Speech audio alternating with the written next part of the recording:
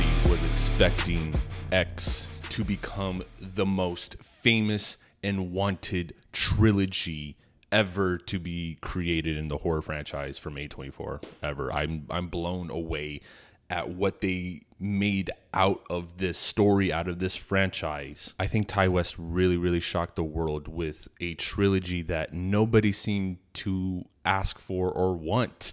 But yet here it is, and it's working. It's completely working. Ty West just came out with his prequel to X, a movie that just came out this year with Jenna Ortega, Mia Goth, Kid Cudi. And that was a wild, unexpected surprise from A24 that nobody was really expecting. And yet it blew all of our minds. We really loved it. We really enjoyed it. It has an incredible twist towards the second half, the end of it, and it's a good payoff. It's a great movie. But when it was announced that they were going to do a prequel movie called Pearl about the old lady in it, I think that kind of raised a couple of eyebrows. A lot of people weren't 100% on board with it. It was just so fast. I mean, you hear about them making Conjuring 6, but that takes years and years of development and process. But this was just right off the bat, boom, we have a spin-off to it, a sequel, a prequel to it. It was kind of hard to tell what it was at first, but now it's even announced that he's coming out with a third movie called Maxine with 3 X's. I think that's really cool. Maxine. And if you haven't seen the teaser, it's like the Hollywood sign, but instead of it saying Hollywood, it says Maxine. It's a cool drone shot. It has like a 4x3 VHS vibe going on to it. And it's about, I believe, Mia Goth's character pretty much fulfilling her ambition of wanting to be an adult star in Los Angeles, Hollywood. That's not what we're talking about, though, today. Today, we're talking about Pearl and whether this movie is worth it or not. If anybody's going to be talking about it, is anybody going to be seeing it this weekend? And honestly, I really enjoyed this movie. Now, it's a slow burn. It's nothing crazy. It's nothing bonkers and out of the normal. I think X really kind of just like caught us off guard with the old lady, that now we kind of know what to expect from these creators, yet you kind of don't know what to expect. Mia Goth kind of joins the crew on this one as a producer, and she even helps co-write the script. And oh boy, does it show. I honestly love when actors have this much contribution to their roles, to the story, to the characters. And it seems like they really know that they struck gold with this world, with this story. And honestly, like, I think they used Mia Goth really well to be Pearl, to be the older lady. If you don't realize, Mia Goth was a different character in X, but they're bringing her back to portray another character. And yeah, that might sound a little confusing, but honestly, nah, it's not a deal breaker or anything. If anything, it is a creative exercise that works all the way through. This movie reminded me a lot of Carrie. One of the elements that I love about Carrie is that it is a slow burn, and that you get to learn and unravel all of this information as it comes and goes. She's descending into insanity. She feels robbed of life. Pearl looks at her mother, who's very abusive to her and really just didn't accomplish anything in life. And she just does not want to end up like her. She wants to become a star. She wants people to notice her. And that's not necessarily a bad thing. That's not necessarily a selfish thing.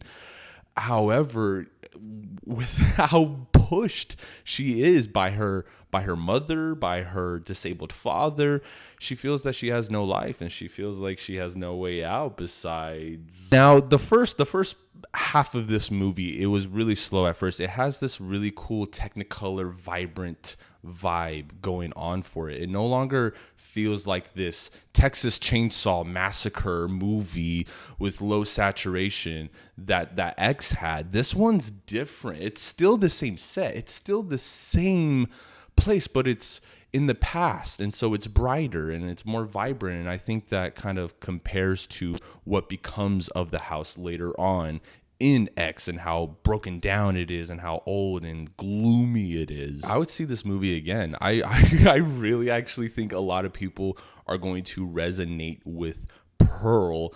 This is the Carrie of the century. There is an intense moment with Mia Goth where she's sitting down, and this is the final act. This is probably the last like 20 minutes of the movie, where she's sitting down with her sister-in-law and she's kind of confessing everything that she has done wrong, everything that she has done behind people's backs, all of her lies, all of her deceptions.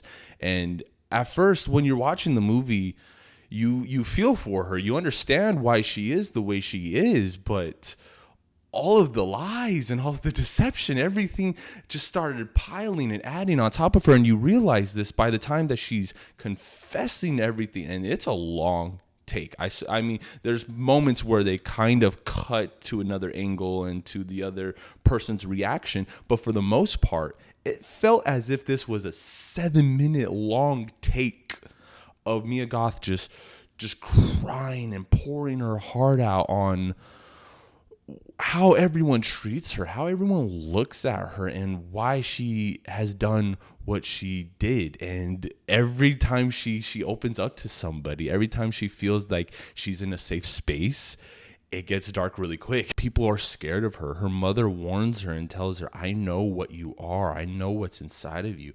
I see you when nobody else is looking. I know when you think you're alone, I'm there. I'm watching you. I know who you really are. And to have that level of playing field between them two, it's some real psychological warfare going on between the mother and Pearl. Mother Pearl. I love that. It's a character breakdown. It's a character study. It really is. If you are expecting a lot of kills, a lot of blood, a lot of gore, crazy twists, you already know this woman. You already know this story more or less. There's nothing that they're kind of adding to it to make it anything different, interesting, or unique. However, it still pays off. It still works. You want to see more of it. You want to feel more of it. I think Mia Goth really, really earns that producer credit. I think her and Ty West have a really strong connection as collaborators. He edited, directed, and helped shoot a lot of the movie, and it came out to his full vision. You can see the way that he wanted it to appear as contrasted from the other movies. I really appreciate the bright tone versus the dark tone of the other one. It's real easy to kind of maybe keep with that consistent tone and just do the same thing over again, but they don't do the same thing over again. They give you something new to look forward to, and I want to see Maxine. This movie sets up not a third movie at all, obviously, but you do want them to continue this. They're on a hot streak right now. They're 2 for 2. Give me 3 for 3. Mia Goth's performance, I think everybody's going to be talking about with this movie. I think X was that wow factor, and then this one is completely hers. There's no other side characters or the friends or anyone dying off one by one. It's all on her. All of the attention, everything, every moment is completely on her, and she owns the moments. She really does. This is not even a spoiler at all, but the last frame of the movie, the last shot when the credits start to roll, it's Mia Goth, Pearl's character, just crying on camera but smiling. She's just smiling and tears dripping down her face, and then she starts to drool, and the take goes on and on and on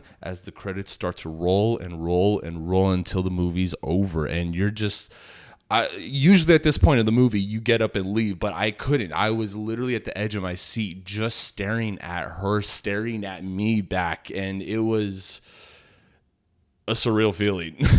I never thought I ever have a nerve-wracking feeling like this ever again. Be sure you check out Pearl tonight, this weekend.